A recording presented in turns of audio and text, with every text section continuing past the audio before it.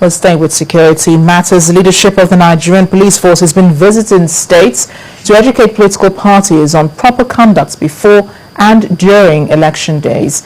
At a meeting with leaders of various political parties from Kano, Katsina, Jigawa, Edo, Delta and Bayelsa states, the Assistant Inspectors General in charge of Zone 1 to 5 and 5 warned politicians to desist from making utterances capable of inciting violence in their states. As political parties strategize ahead of next year's elections, one agency that faces an onerous task of ensuring that peace is maintained is the police. In this gathering, the Assistant Inspector General in charge of Zone 5 with other senior officers is meeting with representatives of political parties. Interactions centered on the expectations from leaders of the parties in ensuring violent-free elections. Interactions centered on the expectations from leaders of the parties in ensuring violent-free elections. It is because our strength is not that big to cover everyone efficiently and effectively. That's why we normally work together along with other security agencies, the prisons, customs, NDLEA, and the recent Civil Defense Corps. We have commended the police for inviting us for this particular workshop, and we feel if politicians can combine and take this advice from the police, I think the country will be very peaceful, inshallah. And we will do everything possible to make sure that law and order is maintained through preaching to our supporters that we are going to play a non-violent politics. The same gathering was also held in Benin City, Edo State. The Assistant Inspector General Zone 5, Hashimo Argungu, appealed to political leaders from Edo, Delta and Bayelsa states to adhere strictly to the provisions of electoral laws and public order acts, especially during election campaigns.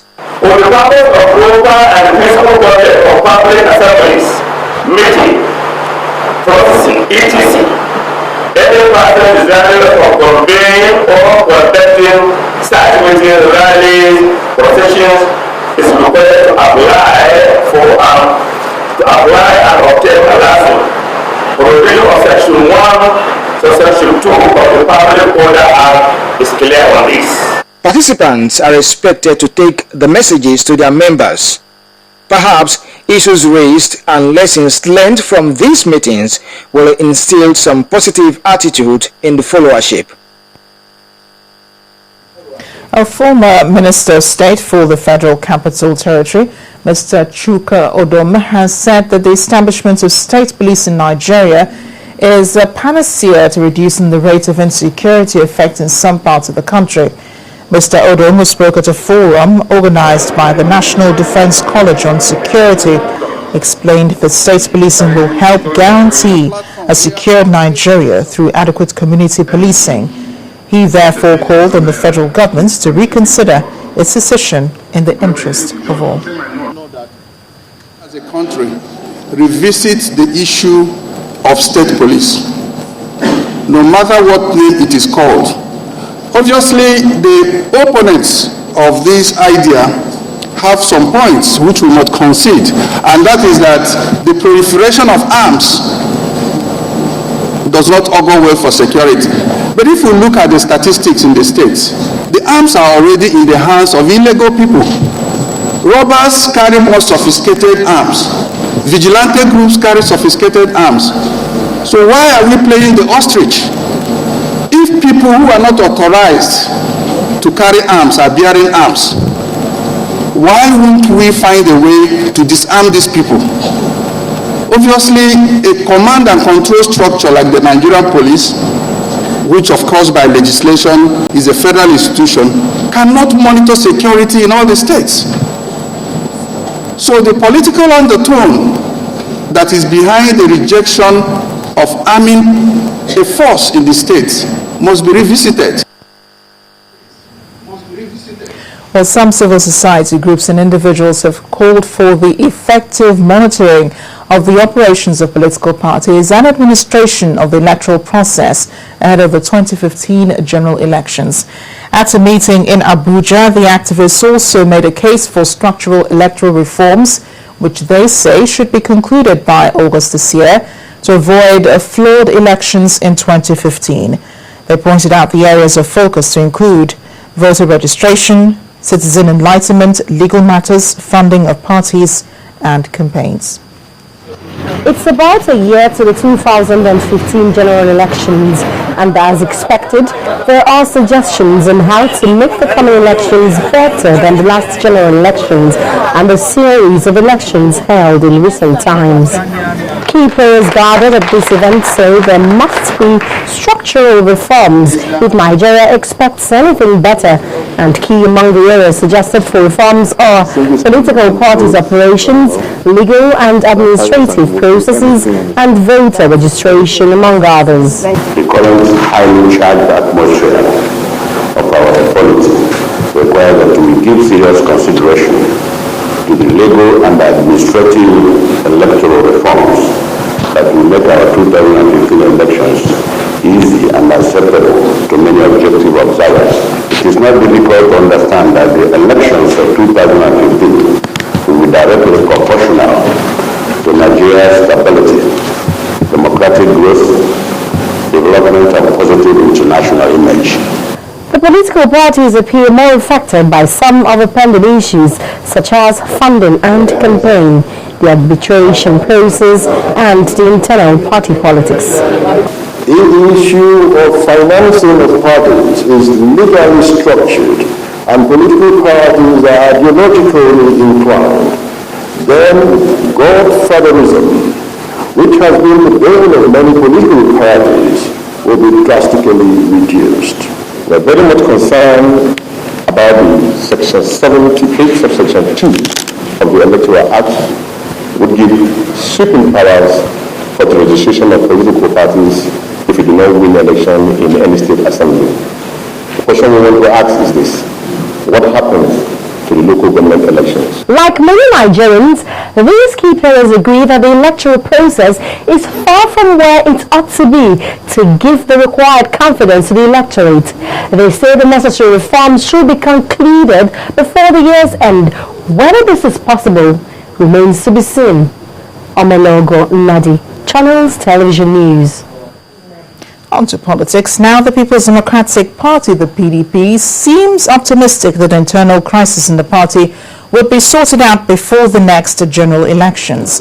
The new chairman of the party, Mr. Adamu Mwazu, told a PDP gathering in Abuja that the party would surmount all challenges confronting it at the moment. His views were corroborated by the governor of Akwa Ibom State, Godswill Akpabio. We don't anoint, and we're not about to start anointing. I love democracy, and I love that during my tenure with my colleagues in this Wadata House, by the grace of God, we're going to deepen internal democracy. I will soon call for a conference that will involve all stakeholders for us to address Nigerians on what PDP stands for. Well, most of us are outgoing governors. So whether we come back or not, next year we must leave. And then in our places, others must take. Yes. I think we should concentrate more on those who will take over from those governors and ensuring that those states remain PDP.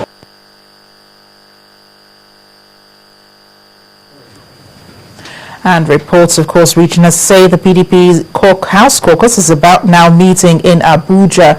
Although we don't know the details of the meeting, but it is gathered that the legislators are asking the party's leadership to give them automatic tickets back to the House in 2015. And this is where we join Linda Akigbe now in Abuja for more on the news at 10. Hi, Linda.